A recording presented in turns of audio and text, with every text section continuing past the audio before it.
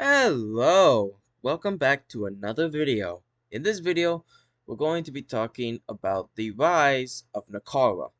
Now, Nakara was a kingdom in the early Third Era, and now we're going to be seeing its rise up into right about a little bit before the middle point. Well, not really little, but like 300 years before the middle point of the Third Era. So this is going to be the rise of Nakara. Let's begin. So the Nakaran Telvar Wars was a series of wars that lasted for over 90 years. Many important battles and events took place, such as in 431, when the king of Telvar, Nimka, defeated the Nakaran soundly. However, none of these events would be as important as the Battle of Bia in 496, in which the king of Nakara, Stefhil, defeated the Telvarians soundly. In 498 of the Third Era, the Treaty of Mansikura was signed, which ended the 90 Years' War. As the war ended, the kingdom of Nakara was proving to be in a much stronger position than it had been before. And this was because they were winning wars and they were doing all this stuff and they were starting to show that they were a rising star. And so on this map, you can see Telvar and Nakara in the in 500 of the Third Era. So, in 512 of the Third Era, the king of Nakara, Staragoza, was sent a plea of help from the nobles in the south of Nakara. A series of devastating raids from Algamorn states had taken place, which severely affected the wealth of the kingdom as a whole. So, in 513, Staragoza sent an army to the south and crushed the raiders in the Battle of Pleslin. Afterwards, Staragoza decided to go on the attack, and he went to war against the Algamorn states. By his death in 540 of the Third Era, he managed to conquer a large proportion of Algamor. However, significant resistance was present, such as in 532 of the Third Era, when a peasant called Miran rebelled, forcing the Nakarans to spend 5 years crushing it. So, as the Nakarans moved into Algamor, they saw significant resistance, as we all know. Not only internal, but also external, as the Algamorn states united to defeat the Nakarans. However, in the Battle of Gezuvia in 556, the Nakarans launched and managed to win a decisive victory against the Algamorn states. This war would continue until 562, in which the Nakarans agreed to some concessions in return for taking territory. So this is what Nakara looks like in 562. So they are able to take all of this land, especially this like hook, but the rest of the area is left to tribute states. This is because this area over here has a significant number of not only population wise but also like resources. So there's like a lot of metal here and it's very urbanized. So the Nakarans felt that directly ruling those areas would be more beneficial than having tribute states there. They also believed that ruling the area could kind of keep the rest of the states together. They also kept a lot of Algamor, especially the coast, for mainly economic and trade reasons. So, some changes would happen to the kingdom during this period of time. The Nakaran army, as these wars continued, would begin to get more and more experienced. They began to have generals and people who would stay around long enough to lead kind of like a professionalized army in a way. So reforms would be driven to basically expand the bureaucracy and make ruling the new territories much easier. As with expansion, it can get harder and harder to rule such vast empires. The army of the king expanded rapidly to the point in which the king far outnumbered any of his nobles. The king and his kingdom were getting wealthier due to trade. So this isn't just like trade between, Goldland and Nakara or the Timberlands or even Morthier. You know, this also included trade from, the continent of Vanza, for example, which, if you've watched my past videos, you'll know Vanza is the continent where over over 1,000+ years later after this point, the Ruzarvian Ridma Wars would take place. Now, that's a completely irrelevant discussion to this video, but that's the continent that Nakara would trade with most frequently. Now that goes back to Marcellian, and I think it's Marcellian, I'm not so sure. But anyway, moving on. So the kings also generally supported the nobles generally supported the king's conquests. This was because they were basically allowed to gain more power and influence. Now they were able to do this because as the king was funding these wars, it was getting hard for him to, first of all, administer his own realm, and second of all, the king was oftentimes having financial problems.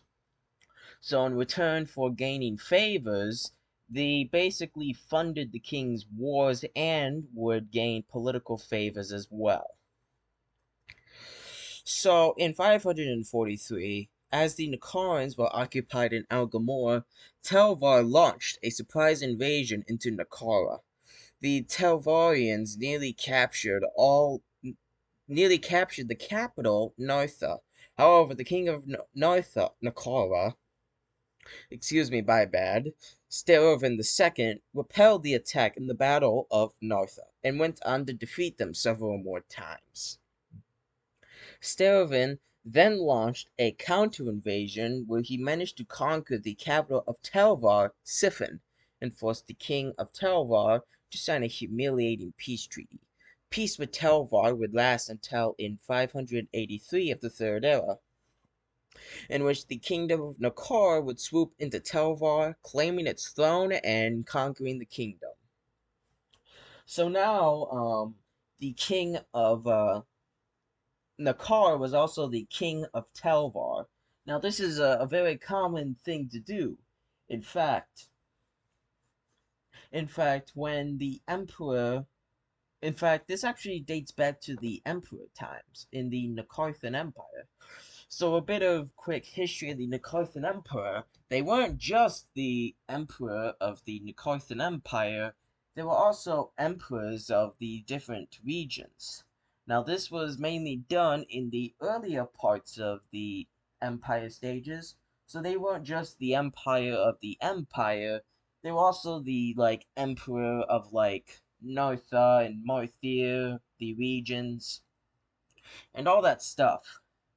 But they really were only referred to as the emperor of the Nakarthan Empire because it just made things more simpler. But their official titles would be something like an emperor, or they could even have duke level titles too. I guess you could call them a lower tier title that they could hold as well. And this is something that many places do. It's not unique to the Nakarthans. So, during this time, some reforms and changes were also made. Many locations were able to keep a high deal of autonomy because, basically, the kingdom of Nakara had no reason to do centralized power.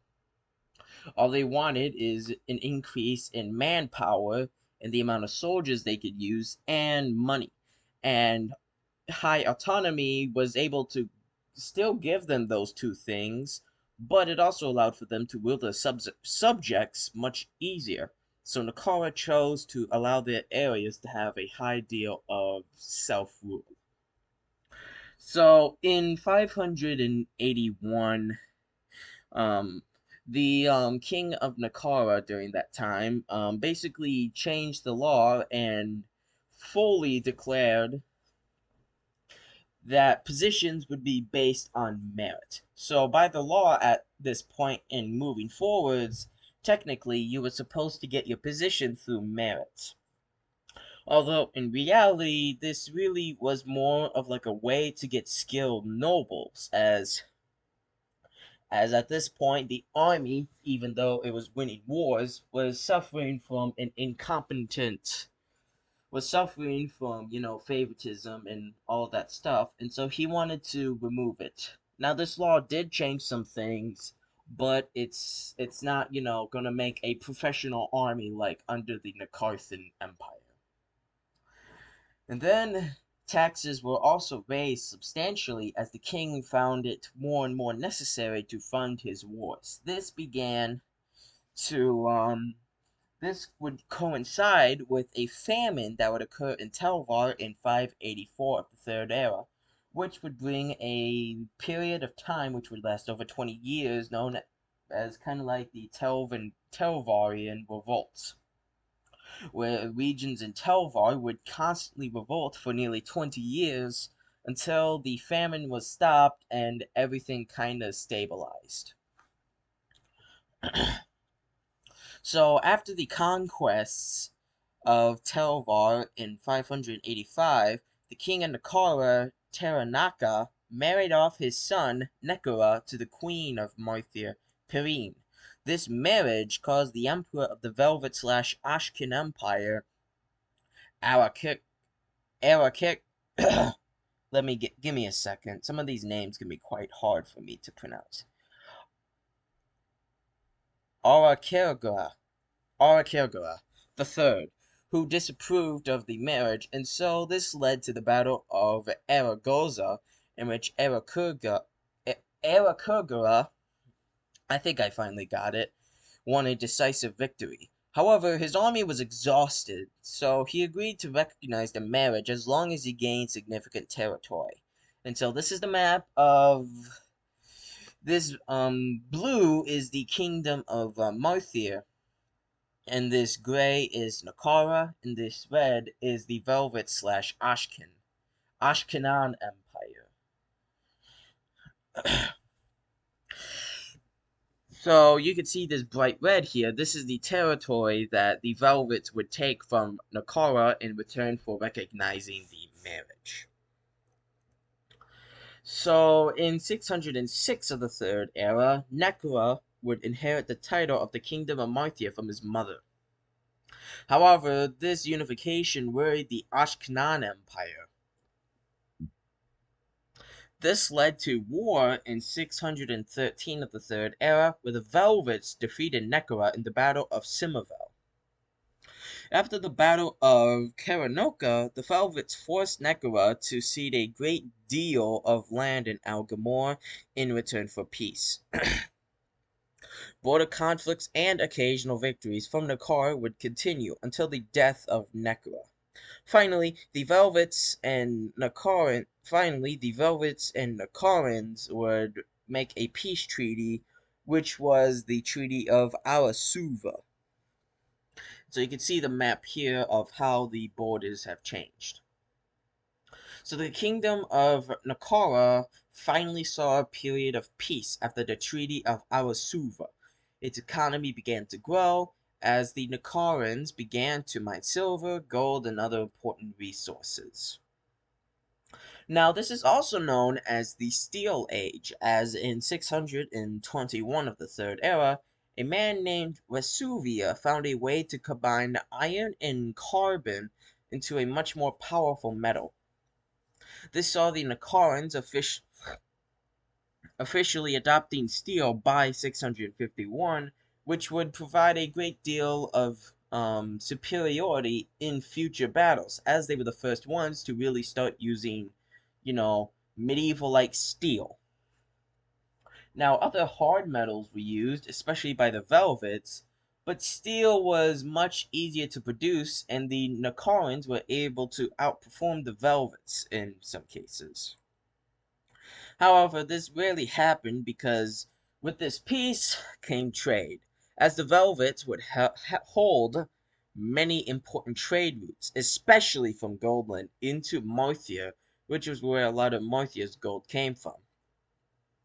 So, thus, keeping the peace with the Velvets was very profitable for the Nakarans and the people of the North in general, as a lot of the wealthy resources that the people in the North coveted often came from the South. This included golds and premium. This included golds from Goldland, premium quality silk from the Timberlands, and precious stones from Hilland. Goldland was also a producer of copper and a metal known as barone, which is oftentimes used for magical weapons and items. Because, fun fact, it is a great conductor of magic. So, kind of like how water is with electricity, lightning, whatever. Magic, like any form of magic, can travel through barone much quicker. Now, barone can also be transformed into where it can repel magic much easier, much quicker. So that's why barone, for like, mages and wizards and all that stuff, is highly coveted. And for people who just, want to counter magic. So in 658 of the Third Era, Nakara II took power. He wanted to be known and was an ambitious king. So in 664, he provoked the Velvets into war before marching an army to the south. After some skirmishes, Nakara II was severely injured and forced to flee to Nartha to recover. In the meanwhile, the Velvets, who had been dealing with a long, dragged-out war with the Duchy of Goldland, were under some economic troubles and offered territory for peace. Nakara II, who really was in a bad situation, accepted. However, the peace didn't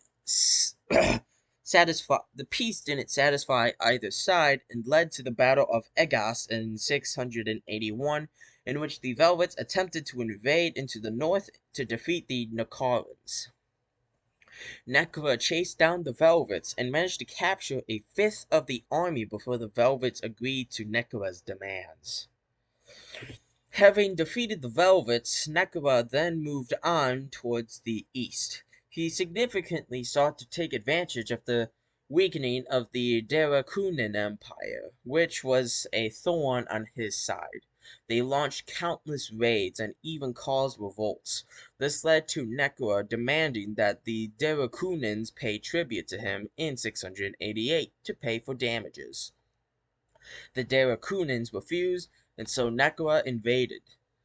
The invasion was essentially a slaughter, as Nakara's army looted and pillaged cities. There would be no real battle, and eventually the Darakunans will accept his offer.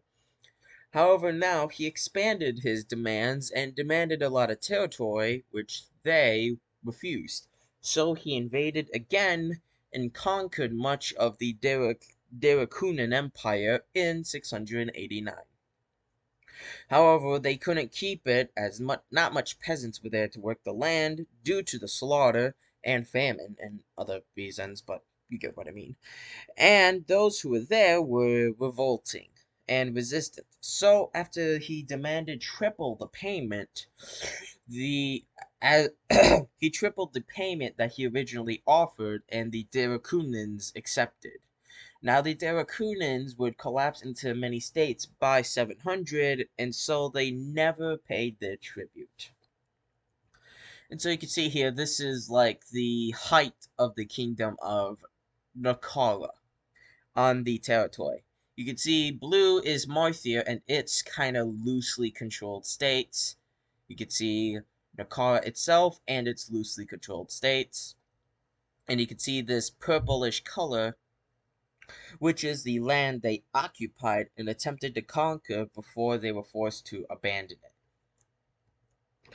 So, with this point, we gotta talk about something known as the frosting period. Starting in the middle of the 600s, roughly around 650, The fasting period was a period of time that lasted from this period, the mid 600s, excuse me, all the way into the early 800s. This saw a period of time in which the continent of Ari saw a massive decrease in temperature. In fact, by the middle of the 700s, it regularly snowed across the entire continent, even in the deserts. In the north, the people saw the brunt of the frosting period. The period rapidly escalated in 736, where temperatures dropped into the negatives regularly. In fact, it was common for many northern places to see over negative 100 degrees Fahrenheit. I don't know why I put that percentage there. That's anyway, which is roughly 73.3 degrees negative Celsius, according to, I guess, my calculations. During this time, millions of people fled from the north of Ari, which would oftentimes lead to trips that would have anywhere from 60% to 100% fatalities. This had an effect on the kingdom of Nakara, whose territories sat right in the coldest regions during the frosting period. So the population of Ari declined dramatically during this period of time, as in fact hundreds of millions were unable to eat, especially in the north, where Nakara was located. Many villages were abandoned, and soon famine would strike, as not only less people were farming, but there was simply not enough time to grow food. Many people soon fled their farms to important cities like Nartha, which saw hundreds of thousands of people flee just into the city of Nartha. This soon caused a plague known as Fox Plague, which killed large populations. Fox Plague would be an epidemic that spread across the entire continent and would affect it greatly. Now, this caused a severe damage to the kingdom. For one, there was a severe lack in manpower now, as young men were dying. And now the number of soldiers in the kingdom was dramatically dropping. Along with this, its population was weak due to the mass starvations and freezing, and the kingdom itself was susceptible to invasion.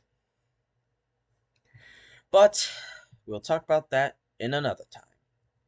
Thank you all for watching. Now, tonight I do realize I've stuttered quite a bit, and that's my bad. But anyway, I hope each and every one of you enjoyed this video very much. I do enjoy making them, and I'm sorry that I went on like a week or two on a break. But I'm back. I plan on making some more videos. And soon enough, I'm going to be starting a series on the Velvets now.